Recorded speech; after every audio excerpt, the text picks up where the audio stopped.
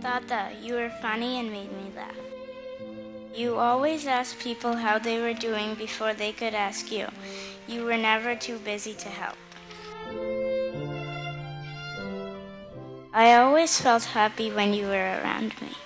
More than 45 years ago, I had my first glimpse of that tall, lean figure called K.RAMAMOORThy. Little did I realize then that he would become an icon of moral and scientific medicine of our times. A dedicated and caring doctor, a loving family man, and above all, a complete human being. A very devoted father, a devoted grandfather to his children, and a very tender, loving husband. He was a real humanitarian doctor who was always ready to help the needy. Not only Dr. Ramamurthy was a great teacher, he was an exemplary student. I have seen him keen to learn from the junior-most doctor of his team, for example, an intern. Dr. Ramamurthy always lived up to the famous adage attached to his life. Live as if you are going to die tomorrow. Learn as if you are going to live forever.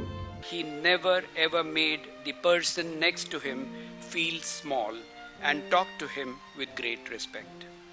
He always encouraged the younger lot and was instrumental in establishing several of his junior to come up in life. He was like, I remember I had read a book called as Dogs of War, which was written by Frederick Forsyth long back. In that, there was a mercenary general who said that I am like a soldier. A soldier should always die on the battlefield with a bullet in his head. And I think Dr. Ramamurthy's attitude was this. And he said that if I sit at home, I will die before death. So he was a person who wanted to continue working till the end. You told us anything worth doing is worth doing well. He emitted, lived, denoted, and was an epitome of ethics. Committed to his profession without sacrificing ethics of any nature whatsoever. And to me, when I joined the profession as a lawyer, and every day of my life, there is one man I've always looked up to for the walk that I make in life, and that is him. He was an individual who I think God does not create often. A friend of mine his son was very serious at the Leelavati hospital.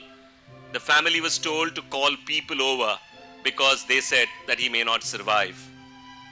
The old man walked into our house at 12 o'clock at midnight and said, Raju, there is only one man or one God who can save his life, my son's life. Will you and Vidya help me out?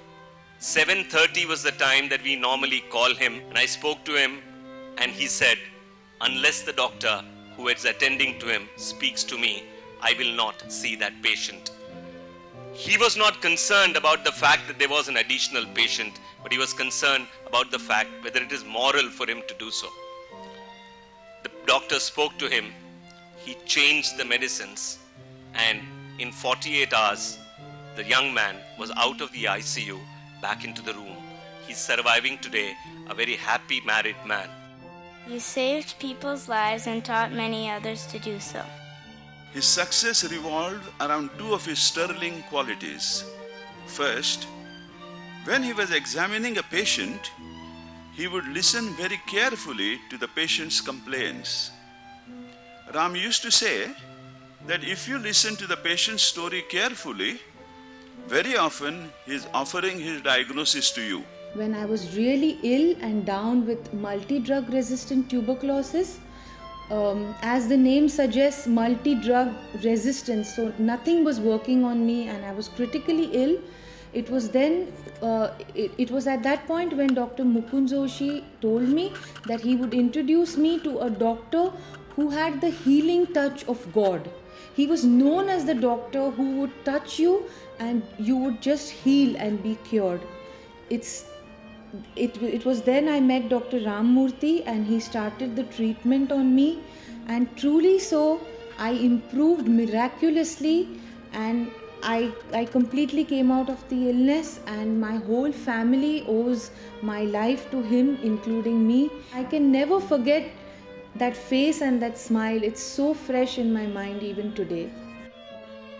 Overnight, the giant in medicine became a patient, and the transition was so smooth That in itself was a learning for a rookie like me. He even taught me during his disease. When I expressed my anxiety to him, he expressed his full confidence in me. I felt proud, but also felt the burden of that cross that I was to carry over the next 2 years.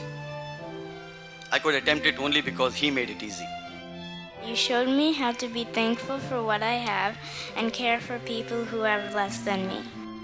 I stand here as a student, but I stand here as a representative of a mission he started.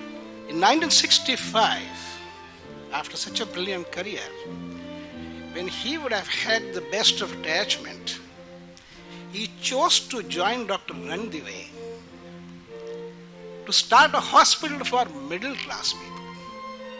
He knew that what's going to happen in science, many would suffer. And they will just not be in a position to get the right treatment they need. Today, it's an institution of 13,000 people.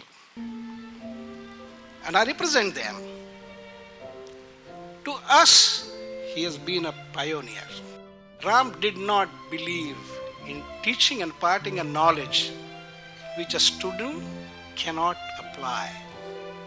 He believed in creating a community of educated and enlightened community. We need to follow Dr. Ramamurthy's exemplary life. We cannot fully do it. I mean, he was a class by himself. We cannot completely identical copy. But learn a few things from him to be able to do every day a little bit of our, so that we know that maybe we have done something good today.